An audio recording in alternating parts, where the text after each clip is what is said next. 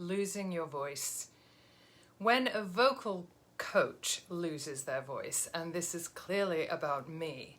So I'm wanting to share this with you today because I've been having a lot of vocal challenges. And really these are stemming from our bad air quality, and it took me a long time to realize that I've been having bronchial discomfort for many months on and off. And I finally pinpointed that the reason is the fires we have been having in California for now many years, one after the other.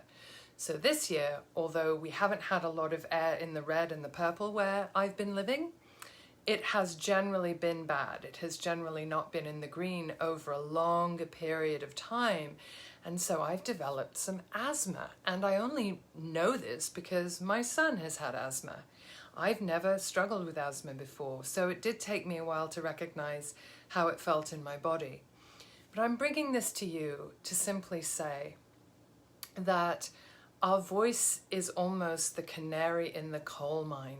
Our voice shares whatever's happening, reveals how tired we are, reveals how dehydrated we are, reveals our emotions, and an awful lot of what gets blocked in the voice has to do with trying to hide or control whatever's going on inside, and then we get these blocks in the voice. So one of the things I noticed in my videos, because I'm really fond of saying, let everyone hear you breathe, they know you're alive, breathe deeply, breathe audibly, was that my breath is more audible than usual. So when I'm taking a breath, it almost sounds to me, when I'm listening back, a little bit like a gasp. And so that's not quite what I mean.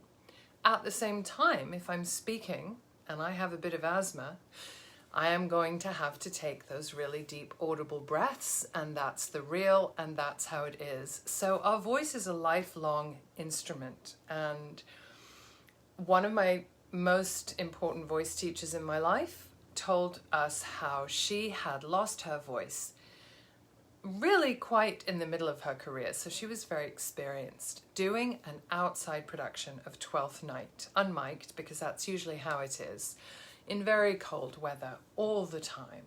So the worst conditions for her voice.